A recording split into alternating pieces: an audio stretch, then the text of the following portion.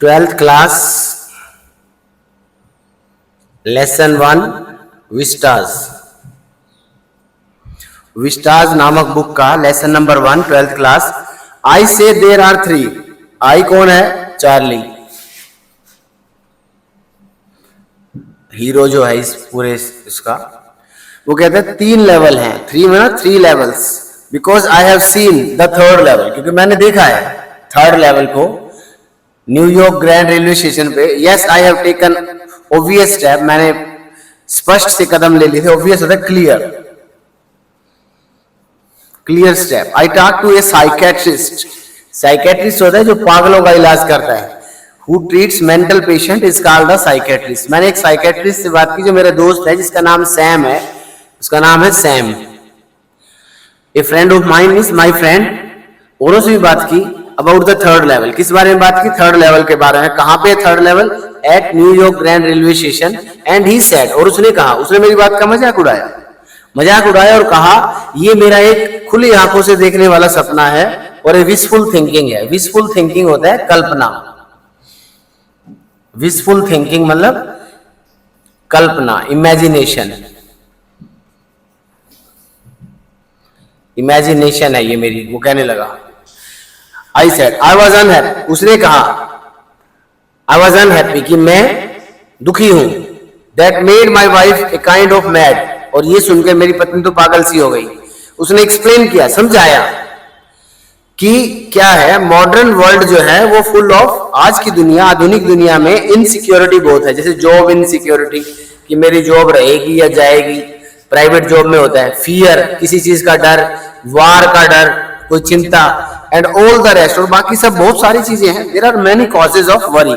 चिंता के अनेकों कारण हैं। और I just want to escape, और मैं उस चिंता भरी जिंदगी से बचना चाहता हूं। चिंताओं से अपने आप को परे रखना चाहता हूं, दूर रखना चाहता हूं। Well who doesn't. और उसने कहा कोई गलत बात नहीं है, हर आदमी अपने आप को चिंता मुक्त रखना चाहता है। Everybody I know wants to escape. There are many people जो सब परेशानियों से बच निकलना चाहते हैं। And they don't wonder. लेकिन इसका मतलब ये नहीं है कि वे इधर उधर भटकते फिरते हैं। दूसरी बात, माई grandfather didn't need any refuse from reality. Refuse from reality means, यहाँ रिफ्यूज का मतलब है एस्केप। मेरे ग्रैंडफादर को जरूरत नहीं थी, क्योंकि उस टाइम लाइफ बहुत पीसफुल थी, शांत थी, मजेदार थी। लेकिन आज के दिन हालात बदल चुके हैं। आज हर आदमी को टेम्परेरी रिलीफ चाहिए, इसलिए कोई पब में जाता है, कोई क्लब में जाता है, कोई पबजी खेलता है। Anyway, here is what happened at grand station one night. एक दिन क्या हुआ, लास्ट समर मैंने रात देर तक काम किया अपने ऑफिस में। मैं जल्दी में था, मुझे अपने घर पहुंचना था, फ्लैट पे पहुंचना था। फ्लैट, अपार्टमेंट मतलब फ्लैट पे पहुंचना था। मैंने सोचा कि मैं सबवे से ट्रेन ले लूंगा, बस से फास्टर होगी। I would take a train, जैसे मेट्रो पकड़ लूंगा, मेट्रो जल्दी पहुंचाएगी बजाएगी बस के। Just a moment I thought I back 2nd level, लेकिन 2nd लेवल नहीं था ये। Train gates and the information booth in the centre wood, ये वुड का बना हुआ था। अब ये क्या हुआ, इन हिज ओब्लिवियन, ओब्लिवियन होता है भूल भुलैया।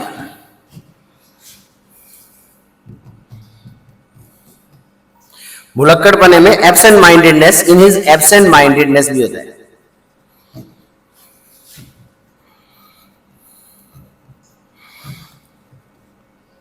फॉरगेटफुलनेस भी होता है। कई बार आदमी को ध्यान नहीं रहता वो कहां चल रहा है और क्या कर रहा है।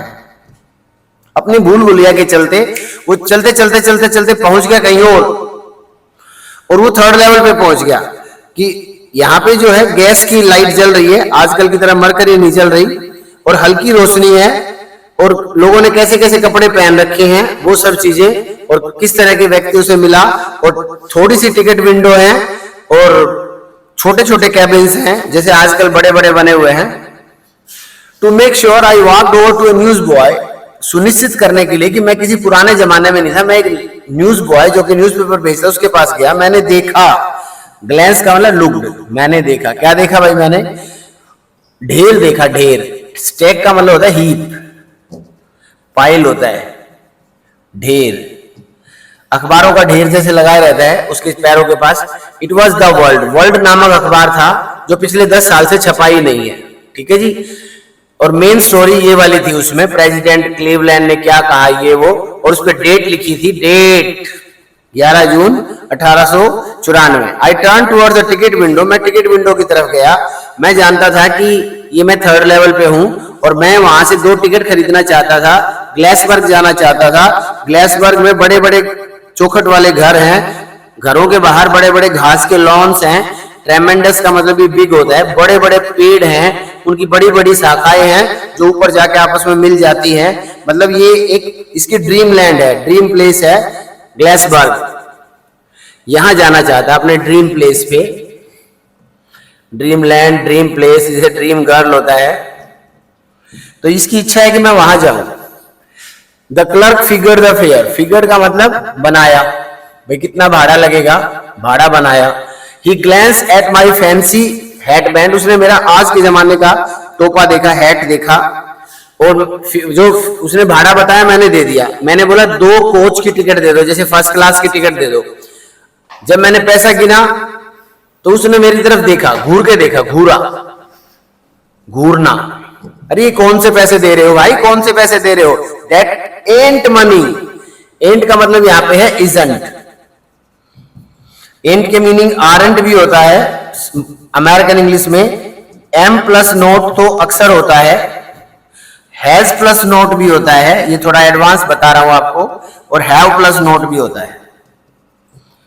अमेरिकन इंग्लिश में एंड के बहुत सारे मीनिंग है, 5 होते हैं, डिपेंड करता है सिचुएशन में कौन सा फिट बैठा है। यहां पे इसका मीनिंग ये है, इजंट। अरे ये कौन से पैसा दे रहे हो मिस्टर, उसने कहा, मूर्ख बना रहे हो मेरा, ट्राइंग टू स्किन मी, यहाँ स्किन का मतलब बी फूल, मेरा उल्लू बना रहे हो क्या, मैं फुद्दू समझ रहे हो।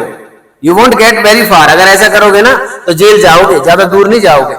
उसने उस कैश को देखा, कैश ड्रॉवर में से मेरे को पैसे दिखाए, देखो ये होते हैं पैसे ओल्ड फैशन के। बिल का मतलब अमेरिकन इंग्लिश में बिल का मतलब होता है नोट, जिसे हम नोट कहते हैं, 10 का नोट, 20 का नोट, उनको वहां बिल कहते हैं। अगेन द बिग मनी, बड़े बड़े नोट थे, डिफरेंट लुकिंग थे हमारे वाले से। मैं वापिस आ गया जल्दी से, मुझे जेल नहीं जाना था, क्योंकि 1894 में भी जेल का माहौल इतना अच्छा नहीं रहा होगा, तो मुझे जेल जाने का शौक नहीं, मैं तो अपना निकल लिया वहां से। अगले दिन मैंने $300 निकाले अपने बैंक से और उनको ओल्ड टाइप की जो 1894 की करेंसी उसमें बदलवाया। अब मुझे मिले 200, 300 के बजाय मुझे 200 मिले, लेकिन मैंने सोचा 200 में भी गुजारा हो जाएगा, क्योंकि 1894 में तो चीजें काफी सस्ती थी। कोई बात नहीं, सस्ती चीजें खरीदेंगे। But I have never again found, लेकिन वो कॉरिडोर नहीं मिला जो 3rd लेवल की तरफ जाता था ग्रैंड सेंटर में। लुइजा माय वाइफ, लुइजा जो मेरी वाइफ है वो काफी चिंतित है मेरी हेल्थ को लेके। प्रीटी का मतलब यहाँ पे वेरी, वरीड जानते हैं आप, चिंतित। When I told her all this कि मैं ऐसे ऐसे गया था, वो समझने लगी पागल हो चुका, ही इज गॉन मैड, ही बस अब ये निकल लिया 3rd लेवल एनी मोर। और उसने मुझे कहा, चेतावनी दे दी, ये 3rd लेवल की बातें बकवास करना बंद करो। And after a while I stop, मैं रुक भी गया। I went back to my stamps, मेरी स्टैम्प्स की हॉबी है। हॉबी क्या है, हॉबी को पास टाइम भी कहते हैं। मेरा इंटरेस्ट है इस चीज में, स्टैम्प कलेक्टिंग में। मैंने देखा तो उसमें मैंने एक पाया था कि मेरे फ्रेंड सैम विनर ने, जो अभी यहाँ से गायब हो चुका, कहीं चला गया, नोबडी नोज कहाँ गया, लेकिन एक तरह से उसने मुझे एक लेटर डाला हुआ है और उसमें लिखा हुआ है कि there was and that is where he is all the night. उसने कहा मैं ग्लासबर्ग में हूं, उसमें लिखा हुआ था फर्स्ट डे कवर में कि वो ग्लासबर्ग गया हुआ है।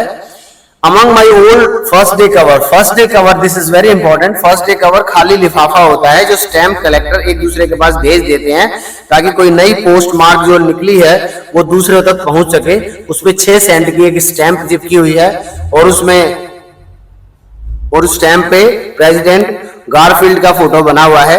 उसने अपने कलेक्शन में ये स्टैम्प देखी और उस फर्स्ट डे कवर को खोला तो क्या पाया, उसने पाया at the stamp coin stone से उसने ली थी, खुद मेरे को भेजी है, मेरे दोस्त ने भेजी है ये, कि तुम्हारा जो ये सर्च है, सैम वाज ए साइकेट्रिस्ट, जैसे कि पहले भी बताया था, मेरा साइकेट्रिस्ट फ्रेंड है। उसने कहा certainly he can not go back to his old business, मैं ओल्ड बिजनेस में नहीं जाऊंगा, मैं ग्लासबर्ग में ही रहूंगा।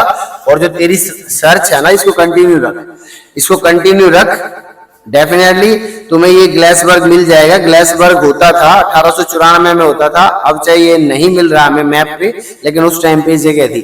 अब क्वेश्चन देखिए, क्वेश्चन नंबर 1 देखिए, do you think that the third level was a medium of escape for Charlie, why और वाई नॉट? तो इसका आंसर है यस, क्योंकि it doesn't exist today. Exist होता है बच्चों अस्तित्व होना,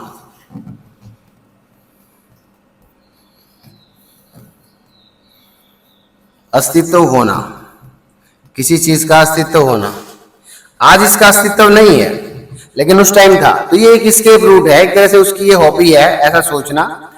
Y do you infer? Infer का मतलब होता है conclude. What do you infer होना चाहिए।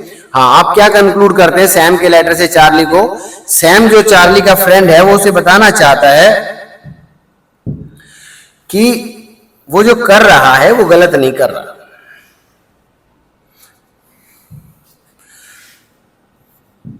Sam wants to assure, assure होता है भरोसा दिलाना चार्ली को,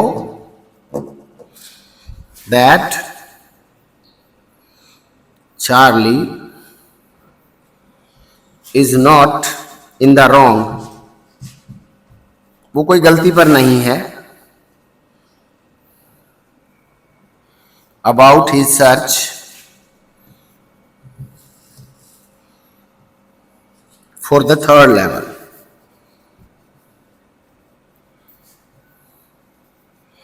उसकी जो थर्ड लेवल की सर्च है वो सही है, गलत नहीं है, वो उसे मिल जाएगा। ये अगर वो सर्च सही से करेगा तो ये डेफिनेटली मिलेगा। तो वो उसको जस्टिफाई करता है, अश्योर करता है, बेटे ढूंढता रहे, आज नहीं तो कल तेरे को ये मिल ही जाएगा। Third question, the modern world is full of insecurity, जैसा कि यू का यू लिया हुआ है, तो कैसे इससे हम ओवरकम कर सकते हैं? We must have some positive, ऐसे भी लिख सकते हैं, वैसे ऐसे लिखते हैं, ये सिंबल लगा दिया मैंने इसका, पॉजिटिव हॉबीज और to avoid 24/7 tensionful life, tense life, तनावपूर्ण जीवन जो हमारा है 24 घंटे 7 दिन, इससे बचने के लिए हमारे पास कोई ना कोई पॉजिटिव हॉबी होनी चाहिए और पॉजिटिव होप भी होनी चाहिए। जिंदगी बहुत तनाव से भरपूर है, तो इस तनाव को हमें कम करना है, हर हाल में कम करना है। अगर हमारा तनाव नहीं घटा तो हम घट जाएंगे और लुट जाएंगे एक दिन, और लोग कहेंगे डिप्रेशन में मर गया। आजकल तो कुत्तों को भी डिप्रेशन हो रहा है। Question number 4, do you see the intersection of time and space in the story? तो इसका आंसर है यस, 1894 एंड मॉडर्न लाइफ, अर्थात कितने साल का गैप हो गया? Gap of 6 + 1 23 + 6 130 years approximately. इतने साल का गैप दिखाया गया है। 6 साल ये हो गए और 123 साल ये हो गए 1900 के बाद, तो ये 130 साल के गैप को दिखाता है। तो बहुत बड़ी बात है कि 130 साल में जो जो घटित हुआ, लाइफ काफी चेंज हो गई है। फर्स्ट वर्ल्ड वॉर हो गई, सेकेंड वर्ल्ड वॉर हो गई, तो लाइफ तो चेंज हुई है। अपेरेंट इलॉजिकलिटी, इलॉजिकलिटी का मतलब होता है रॉन्ग थॉट। इलॉजिकल होता है नॉट लॉजिकल, नॉट राइट, जो सही नहीं है। लॉजिकल सही, इलॉजिकल गलत, और इलॉजिकलिटी मीन्स गलती। Turns out to be a futuristic projection. कभी कभी ऐसा भी होता है कि जिसको हम गलत समझ रहे हैं वो फ्यूचर की संभावना व्यक्त करता है। May be true, it may be right, what seems wrong today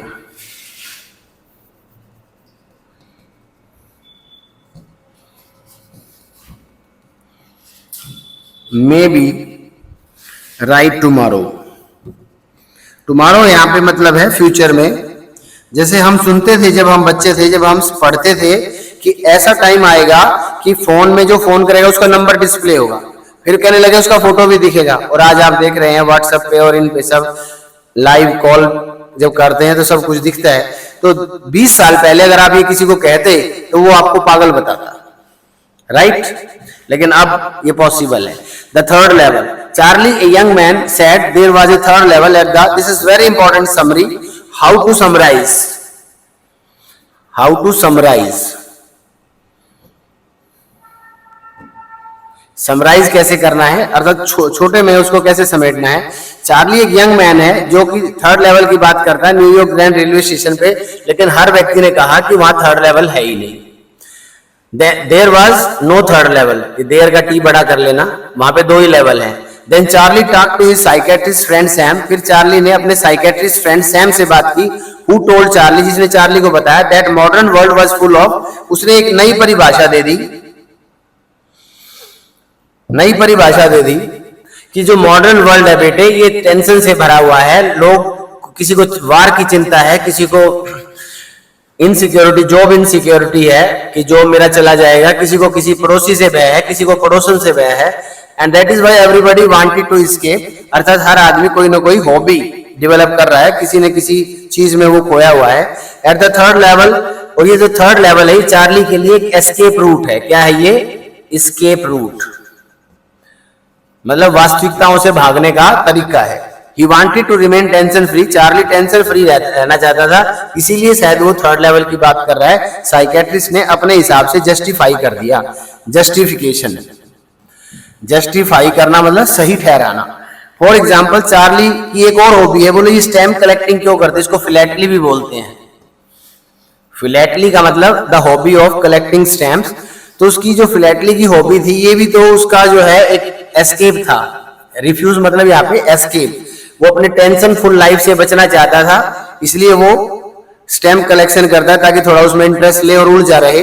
for example, लेकिन चार्ली का जो ग्रैंडफादर था, मतलब एक टाइम था पुराने जमाने में लोगों को अपने माइंड को फ्रेश नहीं करना पड़ता था, उनके काम में ही वो इतने मस्त रहते थे, खुश रहते थे, उनको इतनी टेंशन नहीं थी, इतनी मारामारी भागा दौड़ी नहीं थी। एक समर नाइट को चार्ली देर रात तक अपने ऑफिस में काम करता रहता है, वो घर जल्दी जाना चाहता था, इसलिए उसने ट्रेन लेने की सोची बस की बजाय, इंस्टेड ऑफ होता की बजाय, बस की बजाय उसको ट्रेन का सफर उसे लगा जल्दी पहुंच जाएगा। अपनी भूल भुलैया में वो थर्ड लेवल पे पहुंच गया और वो हैरान हो गया देखकर, वहां एक अलग ही दृश्य था।